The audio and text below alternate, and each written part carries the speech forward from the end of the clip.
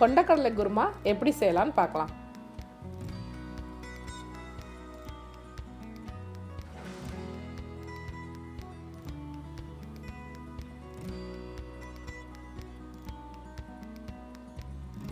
கடாயில் 3 teaspoon oil சேர்த்து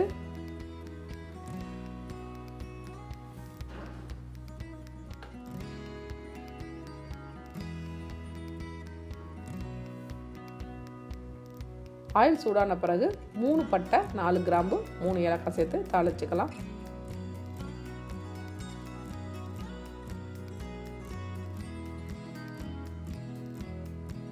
அதோட 1/4 டீஸ்பூன் சோம்பு கல்பாசி சேர்த்து தாளிச்சுக்கலாம். கல்பாசி சேர்த்திங்கன்னா தான் குருமாவோட ஃப்ளேவர் ரொம்ப நல்லாயிருக்கும்.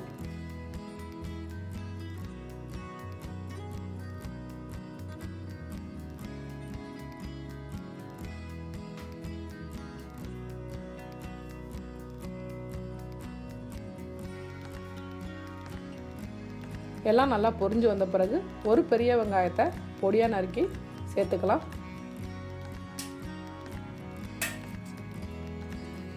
வெங்காயத்தை நல்லா ஆயிலே வதக்கி விட்டுக்கோங்க.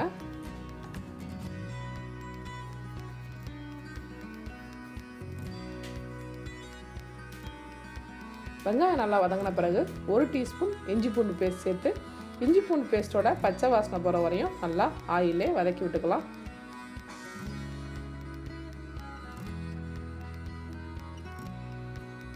8 கிரீன் சில்லி சேர்த்துருக்கேன். பச்சை மிளகாய் தான் காரத்துக்கு சேர்த்துருக்கோம். மிளகாத்தூள் கொஞ்சம் தான் சேர்க்கணும். அப்போ தான் குருமா டேஸ்ட் நல்லாயிருக்கும். அதனால் உங்கள் காரத்துக்கு தகுந்தாப்புல நீங்கள் பச்சை மிளகாய் சேர்த்துக்கோங்க.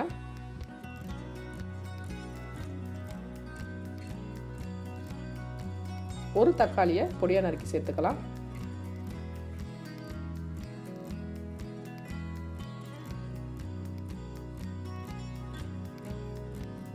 ஒரு டீஸ்பூன் உப்பு சேர்த்துக்கலாம். கொண்டக்கடலையில் உப்பு சேர்த்து வேக வச்சுருக்கிறதுனால பார்த்துட்டு சேர்த்துக்கோங்க. தக்காளி நல்லா பேஸ்ட்டாக வதங்குற வரையும் நல்லா வதக்கி விட்டுக்கலாம். தக்காளி நல்லா பேஸ்ட் ஆயிடுச்சு. இந்த ஸ்டேஜில் வேக வச்சுருக்க கொண்டக்கடலையை சேர்த்து நல்லா ஆயிலே வதக்கி விட்டுக்கோங்க.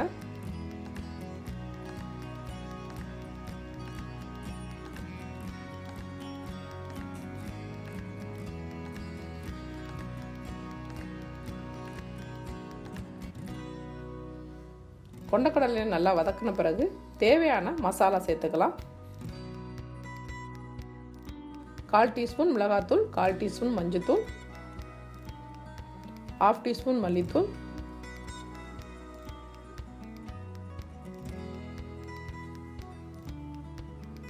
4 டீஸ்பூன் தேங்காவோட 2 டீஸ்பூன் பொட்டுக்கடலை சேர்த்து பேஸ்ட்டாக அரைச்சி சேர்த்துருக்கேன். குருமாவோட திக்னஸ்க்கு நம்ம இதான் சேர்க்குறோம். மசாலாவை வதக்கக்கூடாது. அப்படியே தேவையான தண்ணி சேர்த்துக்கோங்க. வதக்குனீங்கன்னா உங்களுக்கு டேஸ்ட் மாறுபடும். குருமா தண்ணியாக தான் இருக்கணும். அதனால் நல்லா தண்ணி சேர்த்து மிக்ஸ் பண்ணி விட்டுக்கோங்க.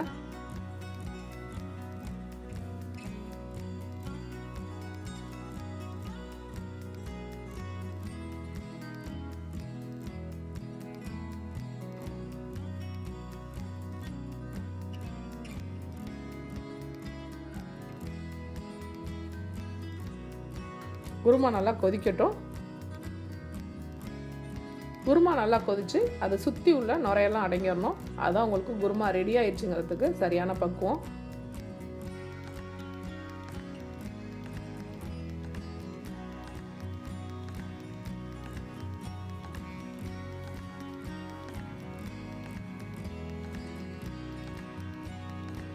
இந்த ஸ்டேஜில் உப்பு காரம்லாம் செக் பண்ணிக்கோங்க.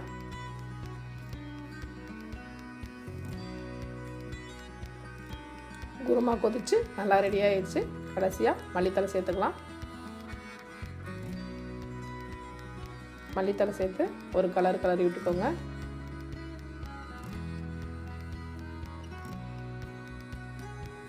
சுவையான கொண்டக்கடலை குருமா ரெடி.